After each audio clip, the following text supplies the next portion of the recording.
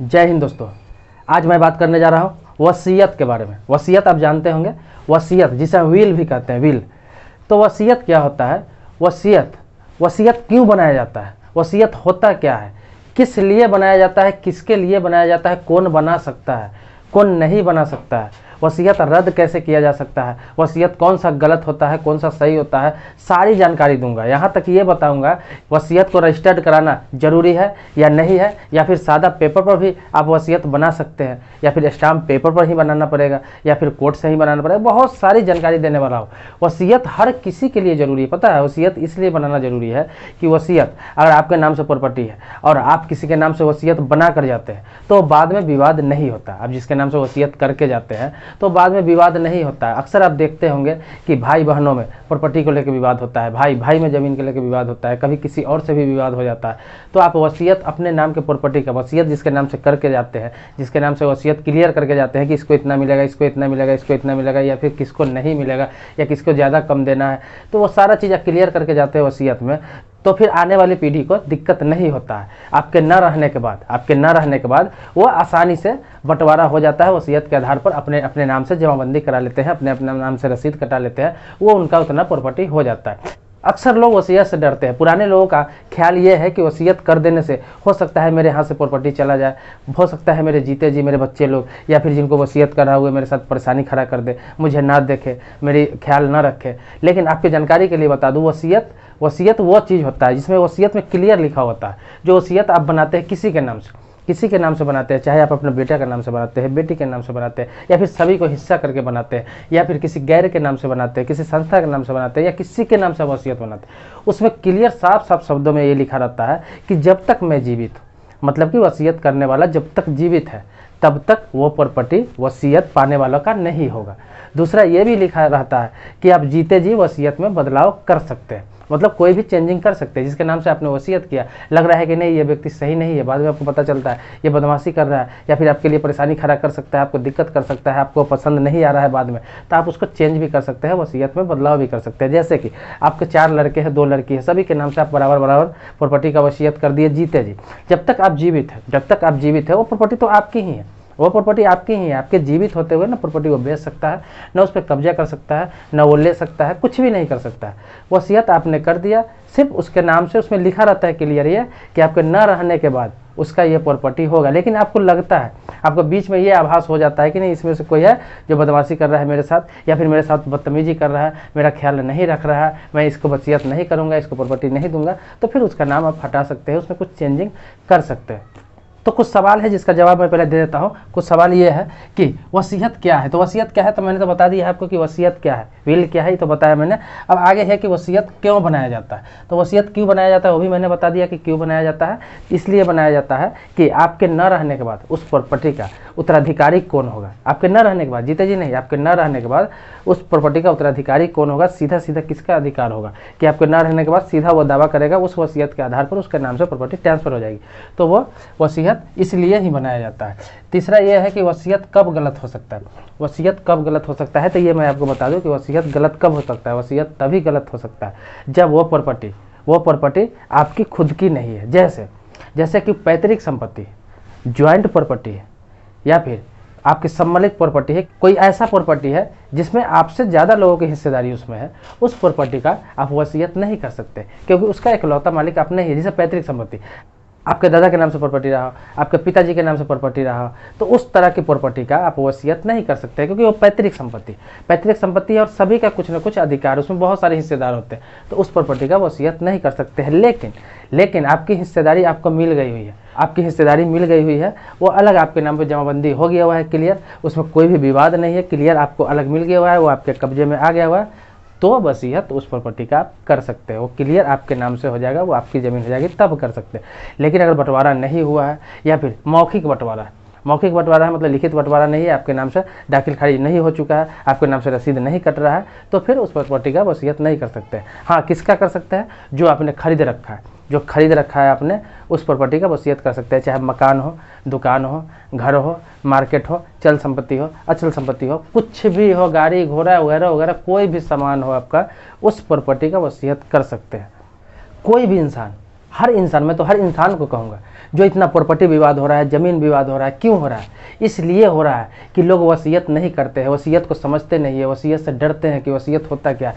वसीयत के बारे में, विल के बारे में जो अगर आप इंसान जान जाए सही से इसके बारे में जानकारी लोगों को हो जाए, टोटल ज़मीनी विवाद खत्म हो जाएगा। वो इसलिए कि ज़्यादातर विवाद आप कोर्ट में देखेंगे, हम लोगों को अनुभव है, चूँकि मैं एडवोकेट हूँ और कोर्ट का मामला देखता हूँ, तो मुझे पता है कि किस लिए विवाद होता है। ज़्यादातर विवाद होता है पैतृक संपत्ति के लेकर और ज्वाइंट प्रॉपर्टी को लेकर, मतलब पुराने संपत्ति को लेकर और ज़्यादा विवाद होता है कि किसको कहाँ देना है, कौन कहाँ लेगा। यहाँ तक कि बंटवारा करने के लिए विवाद होता है, कोई बाहर में रह रहा है, कोई कहीं रह रहा है, किसी को मतलब नहीं है, 3-4 भाई है, तो एक बोलता है मैं बंटवारा नहीं करूँगा, दूसरा बोलता है भाई बंटवारा करके दे दो, कोई भाई बाहर रहता है। इस तरह का ज़्यादातर प्रॉपर्टी विवाद होता है। या फिर उसमें कोई बेईमान हो जाता है तो वो ज़्यादा प्रॉपर्टी हड़प लेता है, कोई किसी को कम देता है, छोटा है, तो इस तरह के बहुत सारे मामले हैं। लेकिन वसीयत अगर हर गार्जियन, हर मुखिया, परिवार का जो मुखिया होता है, हर व्यक्ति अगर अपना एज जब 50 प्लस हो जाए, अपना एज जब 50 क्रॉस हो जाए, मतलब 50 से ऊपर हो जाए एज, तो वसीयत एक बना लेना चाहिए अपने प्रॉपर्टी का। क्यों बना लेना चाहिए? आप सोचेंगे 50 के बाद क्यों बना लेंगे? तो 50 के बाद इंसान के जीवन की गारंटी नहीं होती है। ठीक है, मान लीजिए जीता है इंसान, 70 साल जीता है, 80 साल जीता है, 90 साल जीता है, 100 साल जीता है, अच्छी बात है, जीना चाहिए, आज जीता भी है लोग। लेकिन इंसान की ज़िंदगी का गारंटी नहीं होता है। और दूसरी बात ये होता है कि आपके न रहने के बाद विवाद छिड़ता है, जंग छिड़ता है परिवार में, और आपको मरने के बाद लोग गाली बकता है। इससे होता क्या है कि जीते जी आप वसीयत बना देते हैं, विल बना देते हैं, तो वो विवाद बाद में नहीं होगा। क्यों नहीं होगा? इसलिए नहीं होगा कि आप अपनी प्रॉपर्टी का वसीयत बना देते हैं अपने बच्चों के नाम बना देते हैं। जैसे कि आप लड़की का शादी किए, ठीक है, लड़की का शादी करते हैं, उसमें 10-20 लाख रुपए आप खर्च करते हैं, बहुत बढ़िया से अच्छे घर में शादी कर देते हैं। अब बाद में होता क्या है कि आप नहीं है, आपके पास करोड़ों की प्रॉपर्टी है, और बाद में आपकी लड़की भी मांगने वहाँ पे आ गए, लड़की भी आ जाती है कि भाई मुझे भी बराबर हिस्सा चाहिए, क्योंकि कानून है, लॉ है, तो मिलेगा। लेकिन आप वसीयत बना देते हैं, उसमें ये बात भी मेंशन कर देते हैं कि मैंने अपनी लड़की को 20 लाख या 25 लाख रुपए लगा के खर्च किया है, इसीलिए मैं इन चारों लड़कों में, तीनों लड़कों में, दोनों लड़कों में, जितने भी लड़के हैं, इनमें मैं प्रॉपर्टी का हिस्सेदारी दे रहा हूँ। और मैं अपनी लड़की को, चाहे उसका जिक्र भी करने की जरूरत नहीं है, फिर जिक्र कर सकते हैं, मैं अपनी लड़की के हिस्सा इस जमीन में नहीं दे रहा हूँ। तो इससे होता क्या है कि आप न रहेंगे तो वसीयत आपके लड़कों का काम आ जाएगा, बराबर हिस्सेदारी हो जाएगी, चौहद्दी के साथ आप बना देंगे वसीयत, बराबर हिस्सेदारी हो जाएगी, उसको बांटना भी नहीं पड़ेगा, झंझट भी नहीं होगा। और फायदा आपको ये होगा कि वसीयत में ये होता है कि आपको कोई नुकसान भी नहीं है। नुकसान इसलिए नहीं है कि आप जब तक जीवित है, उसमें क्लियर ये बात लिखा रहता है, ये बात को समझना, सबसे बड़ा फोकस इस पर कीजिए कि ये बात क्लियर लिखा रहता है कि आप जब तक जीवित है, जब तक जिंदा है, वो प्रॉपर्टी आपकी ही है। मतलब आपके जीते जी न वो व्यक्ति प्रॉपर्टी बेच सकता है, न वो प्रॉपर्टी का यूज कर सकता है, न उस पर कब्जा कर सकता है, न आपसे मांग सकता है। वसीयत मतलब आपके न रहने के बाद का उत्तराधिकारी होता है, जीते जी का उत्तराधिकारी नहीं होता, आपके न रहने के बाद उत्तराधिकारी होता है, उससे वसीयत में मेंशन किया जाता है। तो आप ये मत समझे कि वसीयत कर देते हैं तो हाँ, एक चीज़ और है, आप जीते जी वसीयत रद्द भी कर सकते हैं। आपको लगता है कि नहीं ये गलत मैंने बना दिया है, मैंने तो कई बार ये बात बताया यार, बीच में लगता है कि व्यवहार किसी का अच्छा नहीं है, कोई अच्छा नहीं व्यवहार कर रहा है मेरे साथ, कोई अच्छा देखभाल नहीं कर रहा है, मेरा बात नहीं सुन रहा है, तो आप वसीयत रद्द भी कर सकते हैं, या फिर किसी का नाम उसमें जोड़ भी सकते हैं, किसी का हटा भी सकते हैं। ये अधिकार पूर्णतः आपके पास होता है, क्योंकि जो वसीयत बनाते हैं उसका पेपर आप ही के पास होता है, वो पेपर अगले को दिया नहीं जाता है, पेपर आप ही के पास रहता है। आप जब नहीं होते हैं तो उसके हाथ लगता है पेपर, और उस आधार पर वो बंटवारा कराते हैं। अब मन में आएगा कि वसीयत बनता कैसे, तो वसीयत बनता कैसे? वसीयत तो आप सादा पेपर भी बना सकते हैं, सादा पेपर भी बना सकते हैं, अपना फिंगर दे के, सिग्नेचर करके, सारी बातें लिख के, मेंशन लिख के, 2 गवाह बना के आराम से बना सकते हैं, वो भी वैलिड है। लेकिन उसको चैलेंज किया जा सकता है, उसको है कि कोई ना कोई चैलेंज कर सकता है, जिसको आप बेदखल भी करेंगे तो वो चैलेंज कर सकता है, उसको फर्जी घोषित कर सकता है। लेकिन जो वसीयत स्टाम्प पेपर पर बनता है, स्टाम्प पेपर पर वसीयत बनता है, उसमें आपकी फ़ोटो भी लगता है, उसमें आपका क्रॉस सिग्नेचर होता है फ़ोटो पे, और उसके बाद आपका फिंगर भी लगता है, ताकि अगर सिग्नेचर में 19-20 हो जाए, उसको गलत साबित कर दिया जाए, तो फिंगर को गलत साबित नहीं किया जा सकता है। तो फिंगर भी लगा दीजिए, और सारा चीज़ करके अगर फोटो लगाते हैं, फिंगर लगाते हैं, सिग्नेचर लगता है आपका, और 2 गवाह ये याद रखना है आपको कि गवाह कोई बालिग होना चाहिए, बालिग, नाबालिग को गवाह नहीं बनाए, उसका मान्य नहीं है, कोई बालिग इंसान का गवाह बनाए और वजनदार इंसान को गवाह बनाए। तो आप उसमें गवाह बनाते हैं, 2 प्रभावशाली इंसान को गवाह बनाते हैं और वसीयत बना लेते हैं और उसको रजिस्टर करा लेते हैं। आप रजिस्ट्री ऑफिस से उसे रजिस्टर करा लेते हैं, तो फिर उसको चैलेंज नहीं किया जा सकता। चैलेंज करता है लोग, बहुत लोग करते हैं, आवेश में आकर करते हैं, नहीं जानकारी की वजह से करते हैं, किसी एडवोकेट को पकड़ते हैं, वो करा देते हैं, उसे पैसा कमाने के लिए चैलेंज करते हैं, लेकिन उसे रद्द नहीं कराया जा सकता है। चैलेंज किया जा सकता है, कोर्ट में करेंगे, वो दौड़ेंगे, 2 साल 4 साल 5 साल लड़ेंगे, लेकिन उसे रद्द नहीं किया जा सकता है। वहाँ आपका फिंगर रहेगा, फोटो रहेगा, सारा चीज़ लिखा रहेगा, हर चीज़, सारा रिकॉर्ड आपका रहेगा, सारा पेपर का नंबर, ज़मीन के नंबर के साथ सारा चीज़ मेंशन रहेगा। तो वो रजिस्टर जो होता है, रजिस्टर वसीयत होता है, उसे रद्द कराना बहुत मुश्किल होता है, नहीं होता है, मतलब उसको चैलेंज करना ही बहुत मुश्किल होता है। चैलेंज कर भी दे तो ज़्यादा फर्क नहीं पड़ता है, करने वाले करते रहेंगे, लेकिन जिसके कब्जे में ज़मीन है, जिसके नाम से वसीयत है, उसमें फ़र्क नहीं पड़ता है। एक एग्जाम्पल मैं आपको दे रहा हूँ कि राजेश खन्ना के पास एक आशीर्वाद बंगला था जो 600 करोड़ की प्रॉपर्टी थी। 600 करोड़ की राजेश खन्ना के पास आशीर्वाद बंगला था जिसमें वो थे। जब उनका डेथ हुआ तो बहुत लोग ये सोचने लगे कि प्रॉपर्टी किसको मिलेगा। पत्नी है डिम्पल कबाड़िया, 2 बेटी है, और भी लोग हैं इनके खानदान में, परिवार में, तो कौन कौन दावा करेगा क्या होगा। 600 करोड़ की प्रॉपर्टी है, लेकिन राजेश खन्ना अपने जीवित रहते हुए वसीयत बना के रख रखा था। जब उनका इटाची खोला गया, जब उनका एक बैग खोला गया, तो उसमें से एक वसीयत निकला।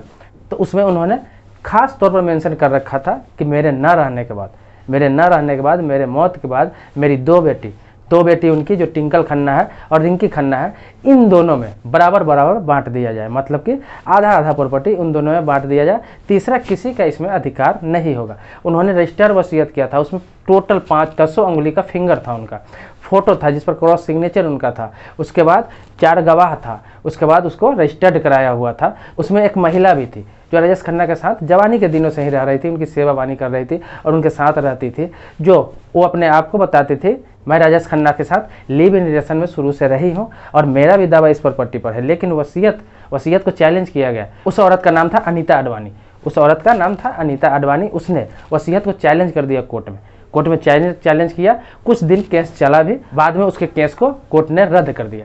बाद में उसके केस को इसलिए रद्द कर दिया गया कि राजेश खन्ना ने रजिस्टर्ड वसीयत बना के गया था अपने दोनों बेटियां का नाम, यहाँ तक कि पत्नी का नाम उसमें नहीं दिया था, इसलिए पत्नी को भी 1 पैसा का प्रॉपर्टी नहीं मिला। क्योंकि पत्नी पहले से स्ट्रांग है, पत्नी पहले से पैसा कमा के रखी हुई है, पत्नी को पैसे की जरूरत भी नहीं थी, लेकिन उन्होंने वसीयत में उनका नाम तक नहीं दिया था, इसीलिए दोनों बेटियों को आधा आधा हिस्सा प्रॉपर्टी में मिला और कोई विवाद भी नहीं हुआ। तो ये होता है वसीयत का पावर, ये होता है वसीयत की शक्ति।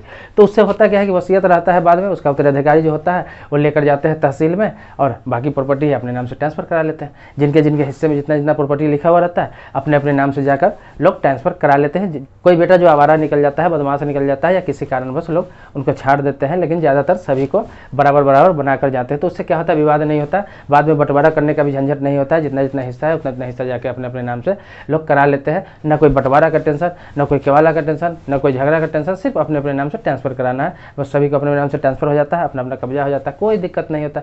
अगर ऐसा सब कोई वसीयत बना के जाए तो कभी झगड़ा ही नहीं होगा, कभी लड़ाई नहीं होगा। लेकिन इसके बारे में बहुत कम लोगों को जानकारी है। वसीयत जानते तो सभी है, लेकिन करना नहीं चाहते हैं, करना नहीं जानते। उन्हें लगता है कि वसीयत कर देने के बाद हो सकता है जीते जी प्रॉपर्टी ले ले, लेकिन ऐसा है ही नहीं, ऐसा कोई रूल ही नहीं है। वसीयत को जीते जी कोई भी उत्तराधिकारी कब्जा नहीं कर सकता।